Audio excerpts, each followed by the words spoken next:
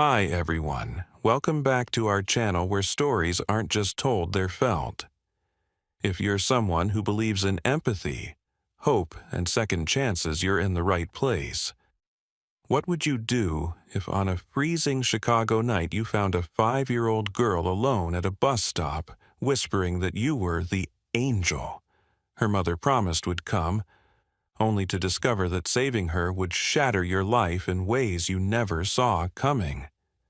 Before we dive into the full story, don't forget to like, share, and subscribe to our channel. Your support helps us share more stories of resilience, unexpected miracles, and lives that find hope when it seems all but gone. Every click counts and every story matters. Now let's begin.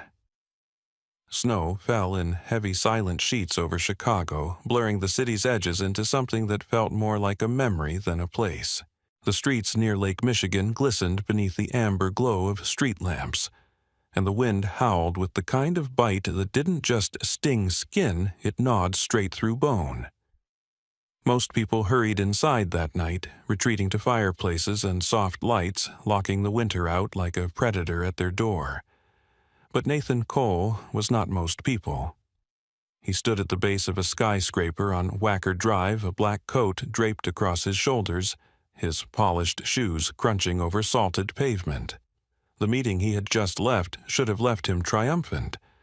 By morning, the acquisition of a European tech conglomerate would make him one of the most powerful men on the continent. His investors would toast him. His name would flash across financial headlines. It was everything he had built himself to want, everything he had been trained to pursue. And yet, for reasons he couldn't explain, Nathan didn't climb into the waiting black car idling at the curb. He waved his driver off and began to walk. The cold was punishing, but he welcomed it. Each gust of wind scraped against his face, cutting through the thick layers of his tailored coat, but it felt honest. More honest than the champagne-slick congratulations waiting for him at his penthouse. His breath curled white in the air as he traced a path along the frozen edge of the lake, his hands buried deep in his pockets, his mind both numb and restless. He had everything yet. He felt like a man carrying nothing but shadows. It was on a quiet block near Millennium Park, where the city's festive lights had already begun to dim, that Nathan saw her. A small figure curled tightly on a rusted bus stop bench. The flicker of an overhead street lamp stuttered above her, casting her in alternating strips of light and shadow. At first, Nathan thought it was just a pile of discarded clothes. But as he stepped closer, he realized it was a child, a little girl no older than 5.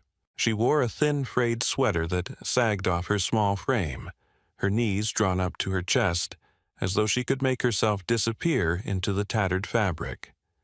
A stuffed rabbit, its left ear torn nearly off, rested in her lap.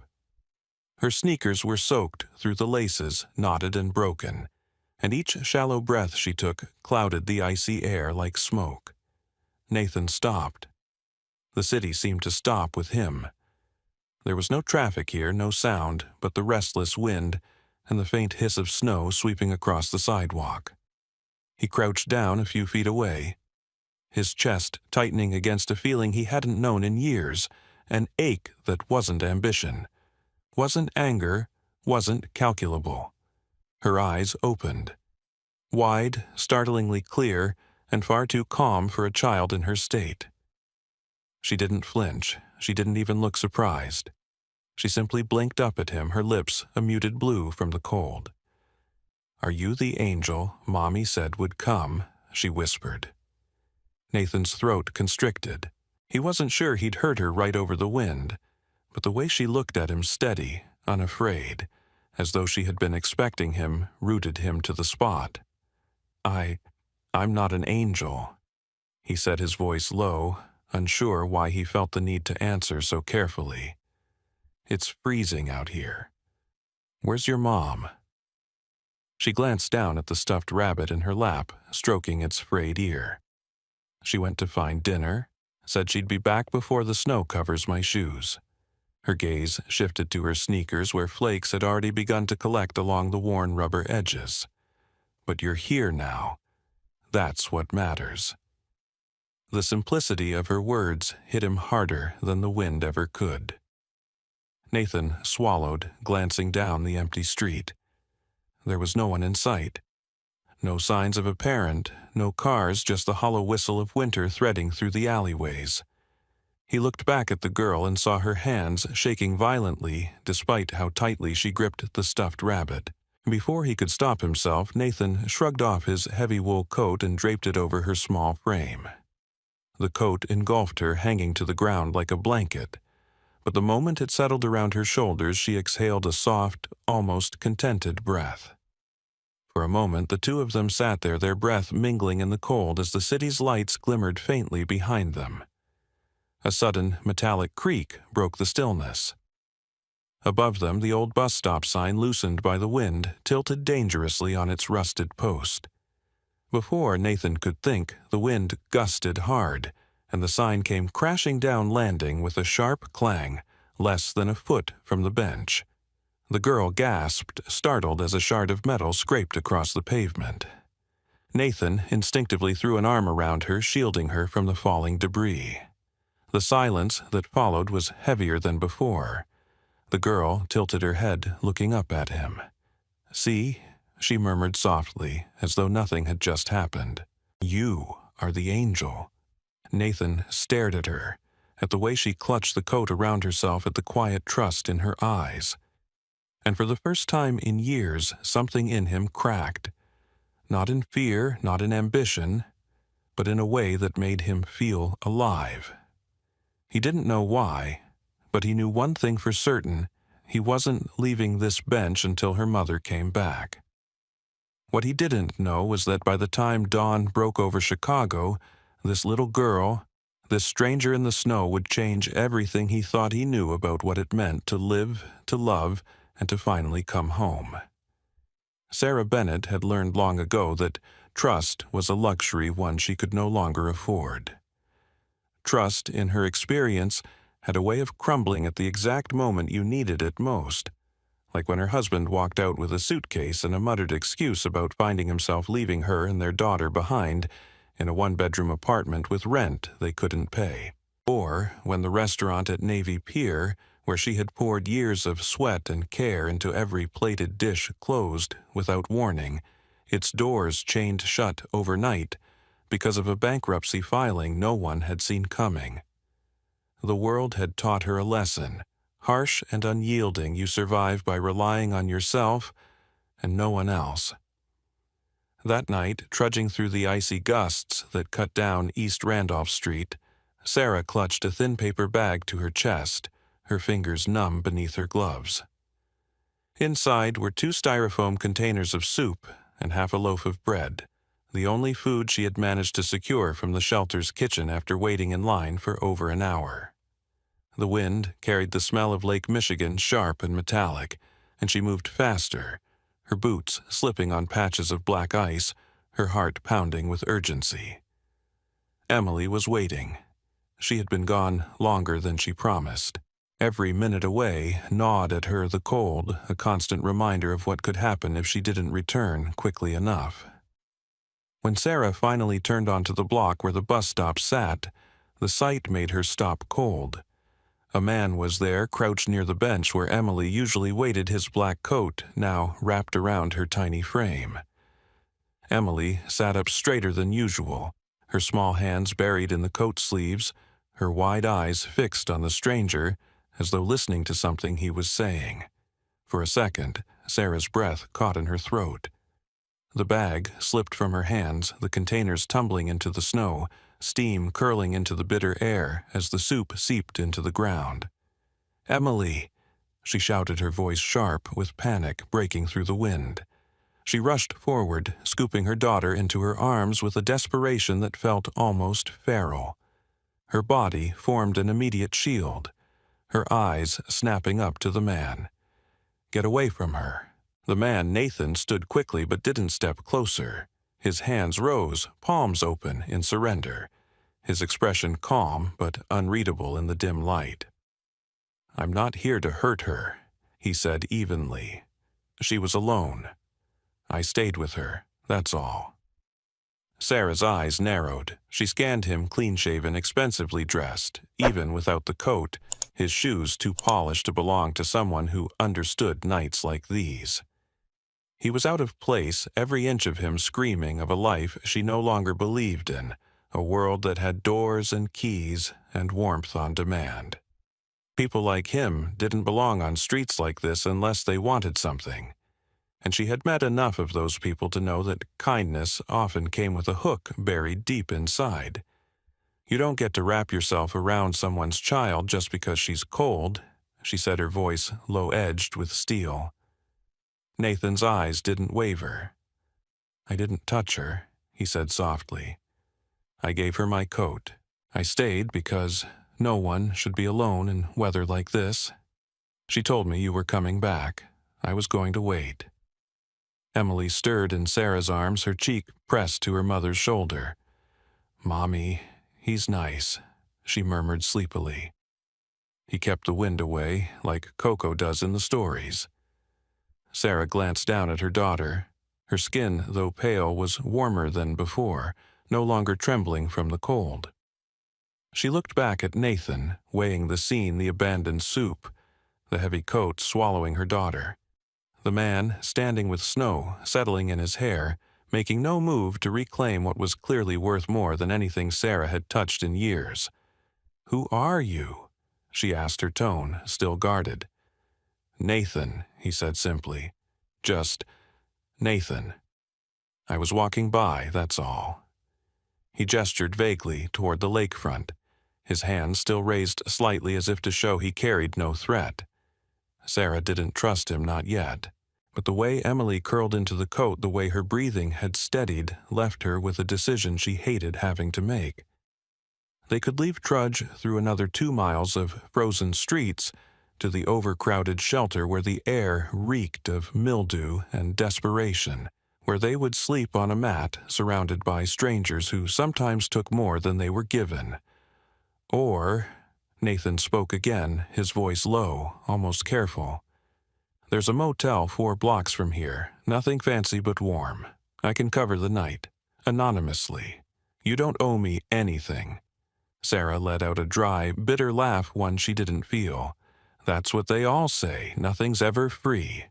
He didn't argue, he didn't even flinch. He just met her gaze, something unspoken but steady in his eyes, and said, "You're right to be cautious. I'd be the same. But tonight isn't about owing me. It's about keeping her safe." The wind whipped around them, lifting Emily's hair like wisps of smoke. Sarah stared at him, at the coat at the empty bus stop, and felt the sting of her pride and her fear battling inside her chest. Finally, with a slow, reluctant nod, she said, "Just for tonight." Nathan didn't smile or offer any platitudes. He simply nodded, once stepped back and gestured for her to follow, as he led the way toward the distant neon glow of the motel sign.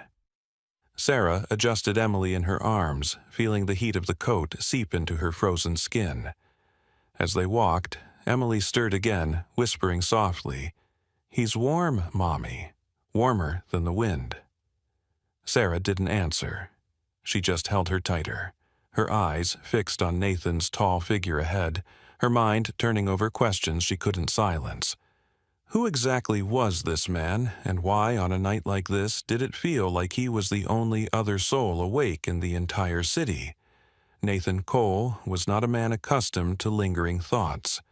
His life was a sequence of transactions, deals, closed numbers, won empires built. But ever since that night at the bus stop, something kept tugging at him, subtle but insistent, pulling his focus away from spreadsheets and stock tickers toward a single image, a little girl swaddled in his coat, and the defiant guarded stare of her mother as snow gathered at their feet. Days passed, but the memory didn't loosen its grip. By the 4th morning, Nathan stopped pretending to ignore it. He called his assistant not to request a background check, though the impulse gnawed at him, but to ask for directions to a community church in Old Town, where, according to a brief conversation with the motel clerk, a young woman and her daughter sometimes volunteered in exchange for hot meals. He didn't tell his assistant why. He didn't even fully know himself. That evening, Nathan stood just beyond the wrought iron gates of St. Matthew's Church, its stone steps layered with fresh snow. Through the frosted windows he could see Sarah. She moved with a quiet purpose in the kitchen, her hair tied back a borrowed apron cinched around her waist. The sleeves of her sweater were rolled up, and her hands worked methodically as she diced vegetables, stirred massive pots of broth, and slid trays of rolls into the oven. There was nothing glamorous about it, but something about the scene. The steadiness in her movements, the way she nodded softly to the older volunteers around her, held Nathan's attention longer than any boardroom could. He stepped inside, eventually the warm air heavy with the scent of garlic and fresh bread. Sarah glanced up, her expression neutral, a flicker of recognition passing in her eyes before she turned back to her work. She didn't ask why he was there, and Nathan didn't offer an explanation. Instead, he quietly rolled up his sleeves and began stacking bowls, ladling soup, and carrying trays to the folding tables, where people most wearing threadbare coats and eyes dulled by exhaustion waited for their first hot meal of the day. It became a rhythm over the following weeks. Each night, when the corporate world went home to skyline condos and polished lobbies, Nathan found himself in the basement kitchen of St. Matthew's. He learned quickly that Sarah treated everyone the same, whether they were a volunteer, a regular, or someone too ashamed to meet her eyes when she placed food in their hands. She didn't pity anyone. She offered dignity, greeting each person by looking them in the eye, sometimes offering a quiet word, sometimes only a nod. Emily, too, had grown bolder.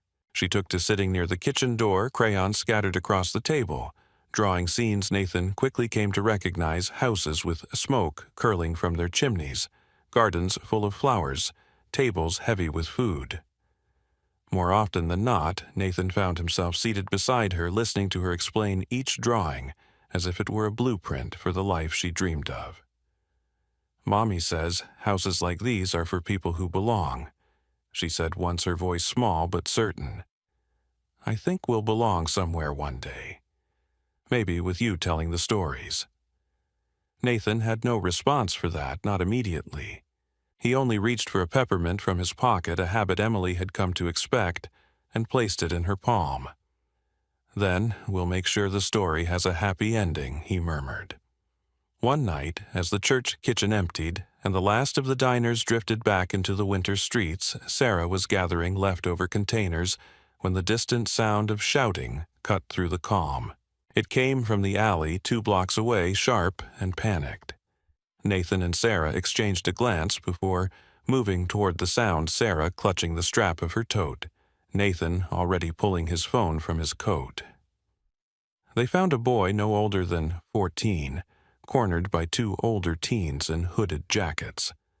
The boy's face was bloodied, his hands trembling as he clutched a plastic bag that seemed to hold nothing more than a few clothes. Sarah didn't hesitate. She stepped forward, her voice firm and clear, as she shouted for the aggressors to back off. When one of them sneered and took a step closer, Nathan closed the distance between them, his presence deliberate, his voice cutting through the tension. "Walk away, now." The hooded teens exchanged a glance, muttered something under their breath, and disappeared into the darkness. Sarah knelt immediately beside the boy, her fingers gentle as she checked the cut along his brow. "We'll get you to someone who can help," she murmured, tearing a strip from the scarf around her neck to stem the bleeding. Nathan was already dialing for an ambulance, his jaw tight as he watched the boy's shallow breaths. Later, as they waited for paramedics beneath the flickering streetlight, Sarah glanced at Nathan. There was no trace of his usual corporate composure, no mask of detachment.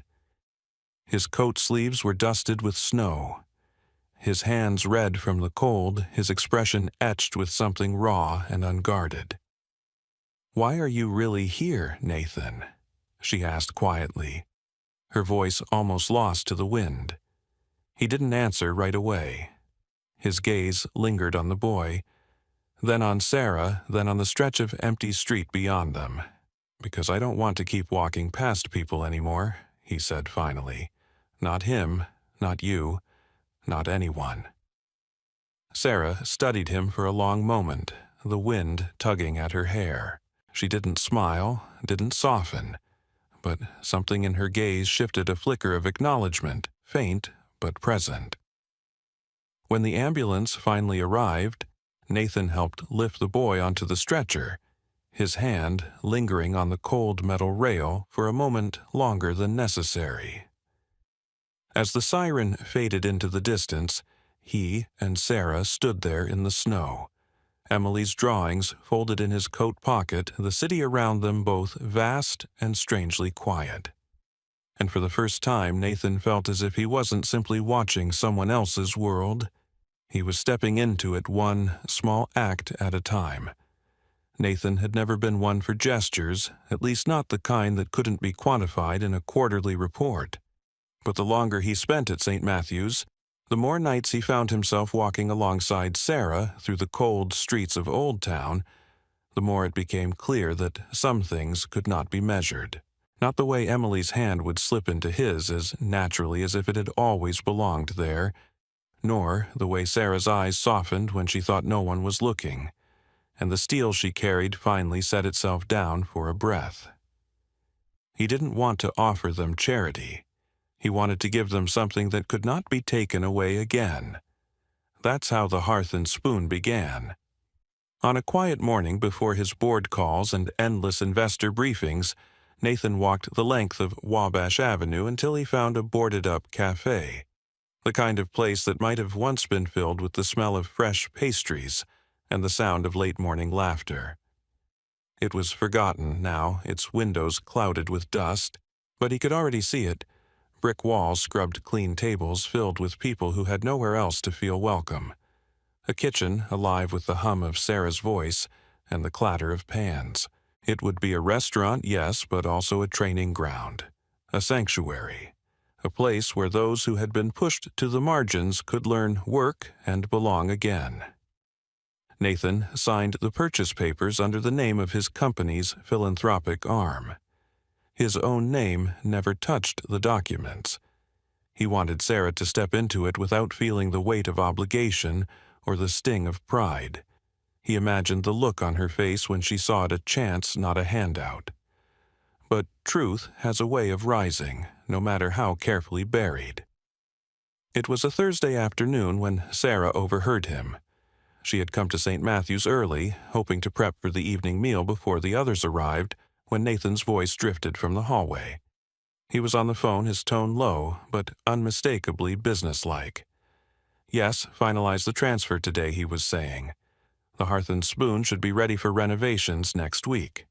Make sure the foundation's name is on every document. She doesn't know I'm involved, and I want it to stay that way." Sarah froze her hand, tightening around the handle of the knife she'd been using to chop carrots. The words settled over her like ice water, each one colder than the last. She stepped into the hallway before she even realized she was moving. Nathan ended the call just as their eyes met. For a moment, neither spoke. Snowlight from the frosted window cut across Nathan's face, and for the first time Sarah saw him not as the man who had ladled soup beside her, or crouched beside Emily at a bus stop, but as the figure she had always suspected lurked beneath a man with money power and motives she couldn't quite trust. "You've been lying to me," she said, her voice low but trembling. Nathan took a step toward her. "I haven't lied, I just didn't tell you everything." Her laugh was short and sharp. "That's not better. All this time I thought maybe—" She stopped herself, shaking her head. "I thought maybe we were building something real. But you were just adding us to your list of causes, weren't you? Another project for the benevolent CEO. That's not what this is," Nathan said, his voice rougher than usual. He reached for the back of a chair, gripping it as if steadying himself. "I didn't do any of this because I needed a project. I did it because what Sarah's eyes flashed, though, the sheen of tears, blurred them. Because we made you feel good about yourself. Because we're a convenient way to balance out the cold headlines. You can hand me a restaurant. Nathan, but don't pretend you're handing me my dignity. The words hit harder than he expected. He opened his mouth, then closed it, realizing that nothing he could say in that moment would untangle the web of pride, fear, and betrayal threading between them. Sarah had already pulled off her apron and set it on the counter, her movements clipped and final. "Keep your café?" she said quietly, her voice cracking on the edges. "Keep whatever plan you had for us. Emily and I will figure it out. We always do." Nathan stepped forward, but she was already at the door, Emily's drawings spilling from her tote as she swung it over her shoulder. He bent to pick one up, a page filled with a crookedly drawn house smoke, curling from its chimney, 2 figures, and a small child standing beside it. At the bottom, in Emily's uneven scrawl, were the words, "I just want a warm home with Mommy. Maybe with you too." By the time Nathan straightened, the door had closed behind them. The kitchen felt cavernous, every sound amplified, the soft hum of the fridge, the drip of the faucet, the muffled city noise beyond the walls. He stared at the drawing for a long time, the paper trembling slightly in his hand. It wasn't the empty cafe on Wabash he feared losing. It wasn't even the idea of redemption or proving to himself that he could be something other than a man who bought solutions. What hollowed him out, left him standing motionless in that silent kitchen, was the realization that somewhere between the falling snow and Emily's peppermint sticky hands, he had found something he didn't know he needed. And now, because he had tried to give instead of simply stay, it was slipping through his fingers. The first snow of December had fallen heavy and unrelenting, coating Chicago in a white quiet that seemed to soften the edges of everything.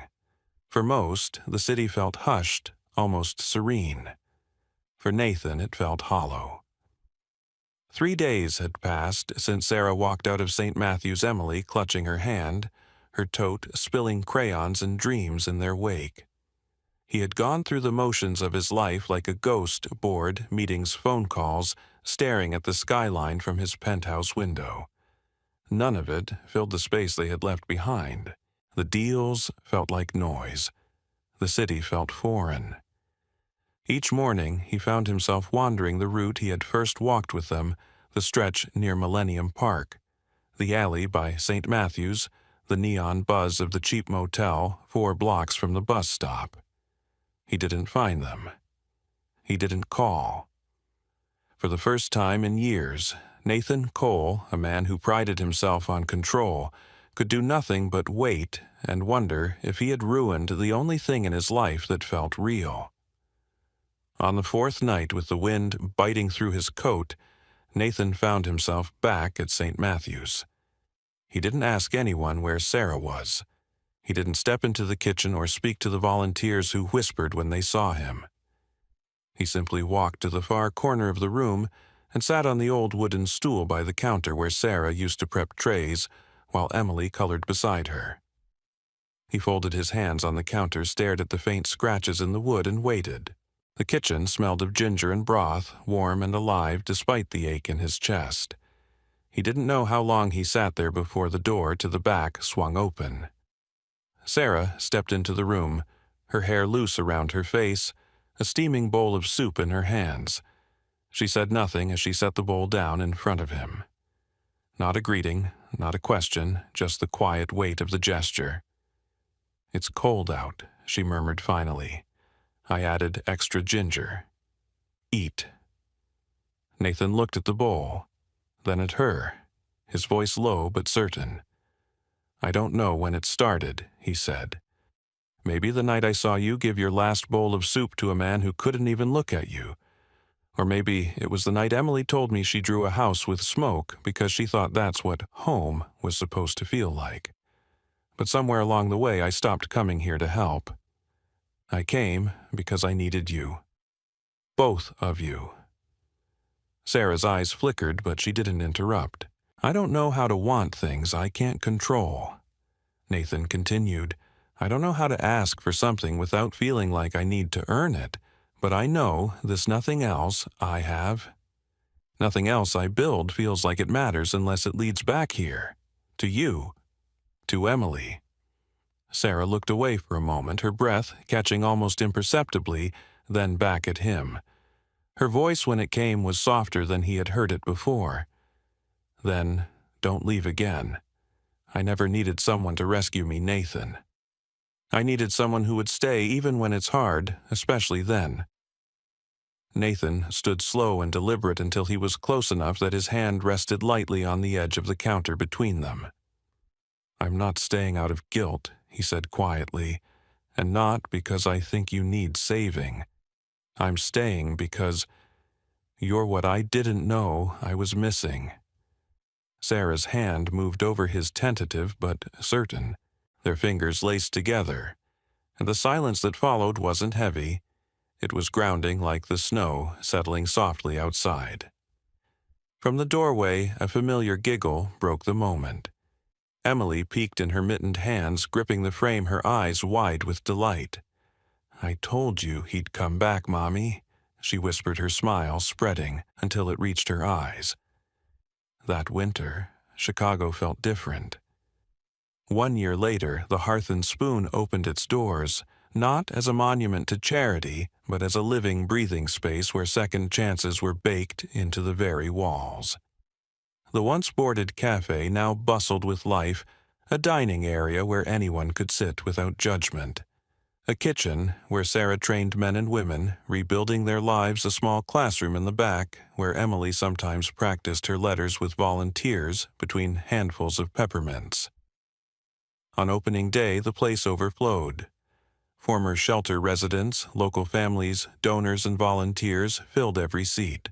Nathan stood on the small stage, not in a tailored suit, but in a simple wool coat and open collar, scanning the room, as if anchoring himself to every face.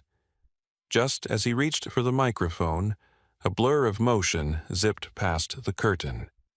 Emily, now 6, climbed onto the stage beside him, clutching a toy microphone she refused to put down. This is my dad, she announced to the crowd, her voice bright and unfiltered. Everyone says he's a miracle, but he's not. He just stayed. And that's better. Laughter and soft applause rippled through the room. From the side, Sarah pressed a hand to her chest, her eyes shimmering in the soft light. Nathan crouched beside Emily, lowering his voice so only she could hear. You know what, kiddo, I think I wished for you too. That night, in the small cottage behind the Hearth and Spoon, the three of them sat together by the fireplace. Outside, paper lanterns floated into the winter sky, carrying scribbled wishes from the community. Emily knelt on the windowsill, her breath fogging the glass as she pointed upward. That one's mine. I wished for more hugs. Nathan wrapped his arms around her, and Sarah pulling them close as the scent of cinnamon and warm bread filled the room. Sarah leaned her head against his shoulder, her voice a whisper just for him. We used to wish for a miracle. Nathan's gaze followed the lanterns as they drifted higher, his hold on them tightening just slightly. Turns out, he murmured, his breath warm, in the quiet, you were the miracle I never knew I could ask for. And beneath a sky lit by lanterns and soft snow, they didn't just find warmth, they found home. Not given, not bought, built together one small act at a time. Nathan Cole was the man who seemed to have everything: wealth, influence, a skyline penthouse that looked down on the lights of Chicago like a kingdom. Yet for all the power and privilege he commanded, his life had been empty, dictated by spreadsheets, and silence measured not by moments of meaning but by margins and mergers. It wasn't until a bitterly cold night, with snow falling thick and relentless along the streets near Millennium Park, that his world collided with something that would change him forever. A little girl named Emily huddled on a rusted bus stop bench. Her sneakers soaked her lips blue from the wind, clutching a stuffed rabbit like it was her only shield against the cold. He hadn't planned to stop. He hadn't planned for her to call him an angel or for her quiet trust to shatter a lifetime of detachment. But he couldn't leave, not when her small voice told him her mother was out searching for dinner, not when snow began to blanket her shoes as she waited. That night, Nathan stayed sharing his coat and his presents until Sarah Bennett, the girl's fiercely protective, proud and weary mother, appeared out of the storm. Their meeting was tense, guarded, but in that moment a thread began to weave between three lives that were never meant to cross, a thread made not of charity or convenience, but of something deeper.